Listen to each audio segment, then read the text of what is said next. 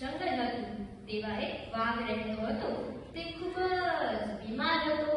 તે એટલો બીમાર હતો કે તે પોતે પોતા માટે શિકાર પણ કરી શકતો ન હતો.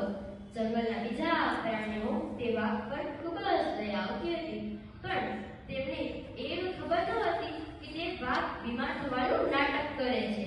તે બધા પ્રાણીઓ વારાફરતી આવીને વાઘ માટે શિકાર લાવતા, પણ તે બધા પોતે જ તેનો શિકાર થઈ જતા.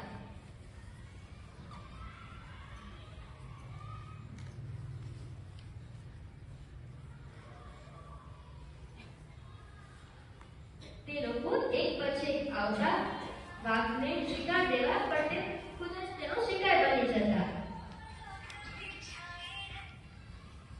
એક દિવસ એક શિયાળ તેને મળવા માટે આવ્યો. તે ખૂબ જ ચાલાક પ્રાણી છે. તેને ખબર હતી કે વાઘ ખરેખર બીમાર ન હતો. તેને એ પણ ખબર હતી કે વાઘ તેનો શિકાર કરવાની તૈયારી કરતો હતો.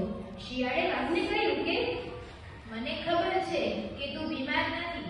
તું બસ મારો શિકાર કરવા માટે અને મને ખાવા માટે તું બીમાર થવાનું નાટક કરે છે. વાઘને ખૂબ જ આશ્ચર્ય થયું કે શિયાળને તેની ચાલાકી વિશે ખબર પડી ગઈ. તેથી વાઘ શિયાળને પૂછે છે કે તને કેવી રીતે ખબર પડી કે હું બીમાર થવાનું નાટક કરું છું? શિયાળે કહ્યું, કારણ કે તને મળવા માટે જે પ્રાણી આવેલા હતા તેના તારી પાસે આવવાના પગના નિશાન તો છે, પણ પાછા પગના નિશાન નથી દેખાતા.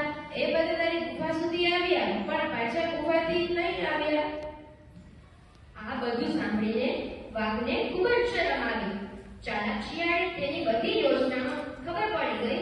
તેથી તેણે શિયાળને જવા દીધો અને શિયાળ પાછો ક્યારેય વાઘને મળવા આવ્યો નહીં.